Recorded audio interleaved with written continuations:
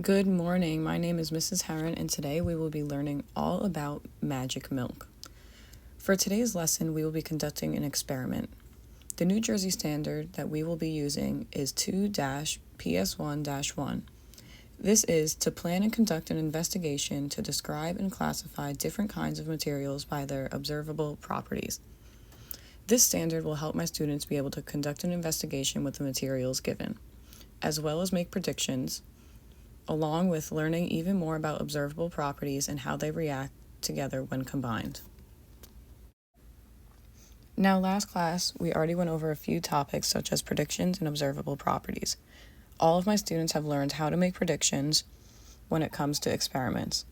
And with observable properties, we have learned that all different types of materials have all different types of properties, and you can tell by how they look, touch, smell, taste, and hear.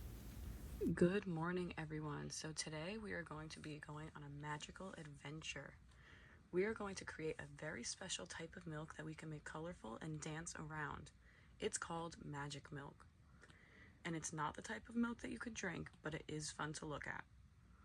So for this experiment, we are going to investigate what types of materials each substance is and how we can look, feel, and touch each item if you choose to do so.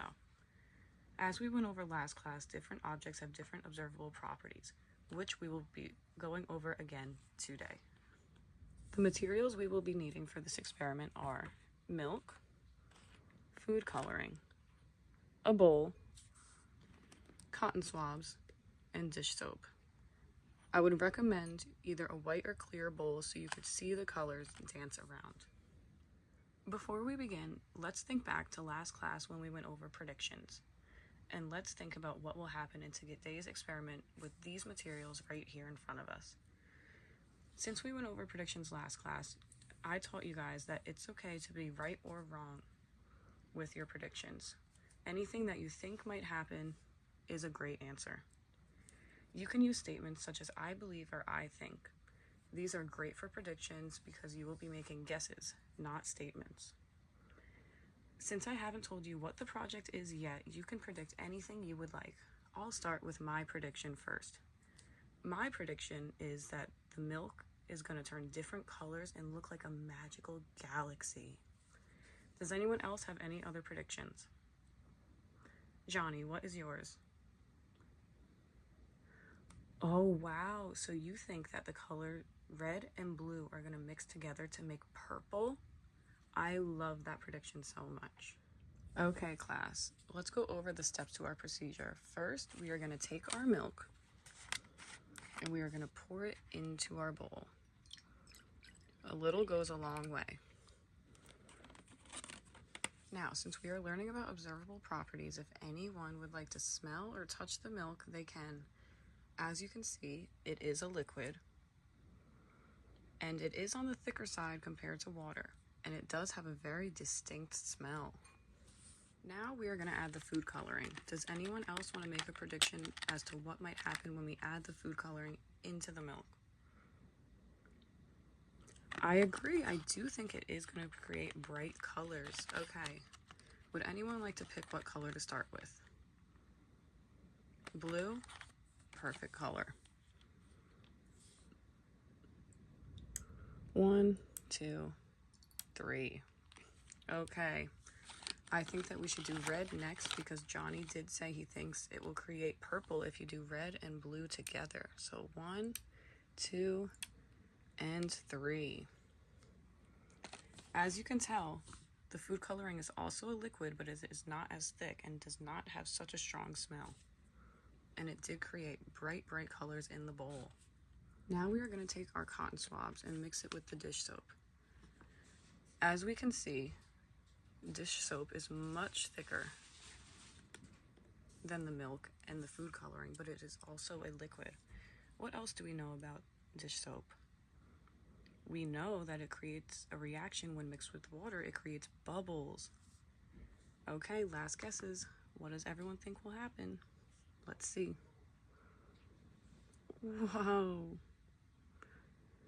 They're dancing around. Look at that. They're swirling, they're dancing, and they are mixing. Is it purple? It might create purple. Wow.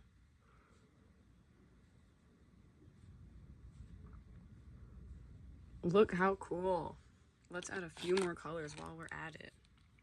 While I'm doing this, can anyone tell me why they think this is happening? Any guesses? No wrong answers. Okay, it's because there are different observable properties that are mixing together. When the dish soap mixes with the milk, it creates a reaction. The fat from the milk is moving and separating. Also, the surface tension that the cotton swab is creating is causing the colors to dance. Wow, it looks like fireworks. The cotton swab is the barrier between the milk and the food coloring, causing it to separate. Okay, class, now we will all go and do this experiment separately so you guys all have your own chance to create your own magic milk and your own fireworks.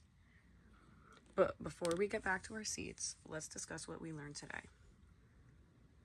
We learned that milk is a liquid and it's smooth and white. We also learned that food coloring is colorful and spreads easily. And we also learned that the dish soap is the one causing the reaction in the first place. When we take these materials separately, there are no reactions. We put the milk in the bowl. It was just plain white, standing still on its own. Once we added the food coloring, it was still white, but there were drops of food coloring in there that caused it to mix a little bit. And then when we added the dish soap, that is when the magic happened. What we could tell is that when we add materials together, they all change and we can see the reaction happening before our eyes. Now, class, when you do this experiment individually, go back and take some minutes to think, were your predictions correct? Were they not? How did you think the milk was going to react?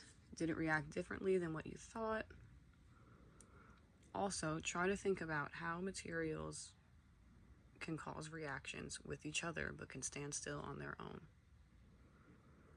At the end, I will have you guys all do an exit ticket on your findings today and the predictions you have made.